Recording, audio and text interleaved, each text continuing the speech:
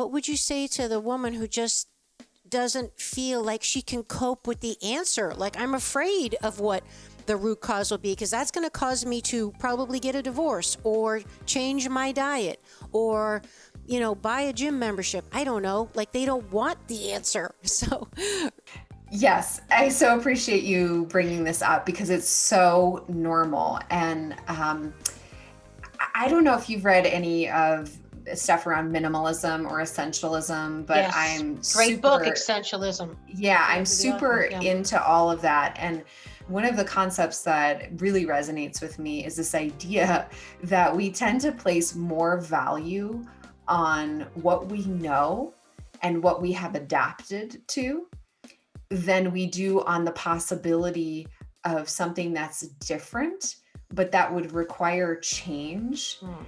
And so we essentially view that, that unknown quantity. Like, I don't know what I would have to do, or my whole life might fall apart if I follow this root cause question. So we perceive that as having more drawbacks to the situation that we are in, just because we are comfortable and familiar with the situation we're in. And this is normal. It's human nature. It's neuroscience. It's how our brains are wired. But the truth is, until we recognize that the current status of what we're in has potentially more drawbacks to the future possibility of what's unknown, but we'd have to work toward, we're not going to change. And so this is, people talk about rock bottom or, the crisis or the awakening.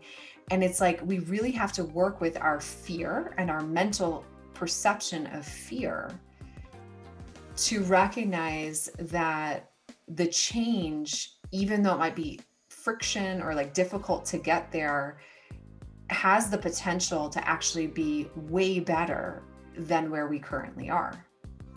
And a lot of times the most difficult part is just the beginning, just getting that inertia going, just that initial breakthrough. And sometimes if people realize that if I just suck it up for this period of time, it will get better, and that period won't, that feeling, that situation won't last forever. That won't be the whole change process. Sometimes just to know, like, there's a finite amount of time I get to deal with this, helps.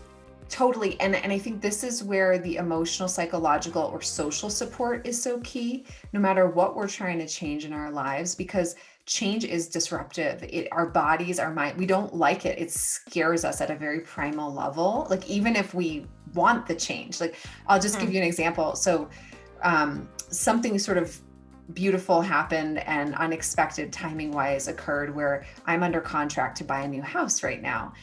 And this is a completely positive thing. Like, on every level, this is a major gift, blessing, enhancement, like step forward in me and my family's life.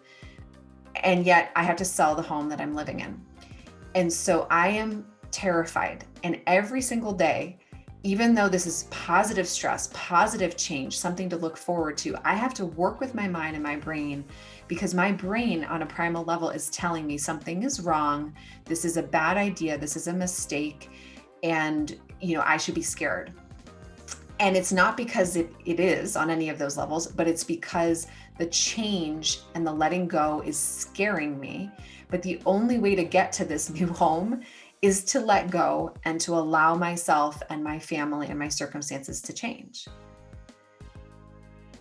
So it's like, it could be something positive or negative perceiving that we're working toward in our lives, but like, we have to work with the fear that comes up in the face of change. There's no way around it.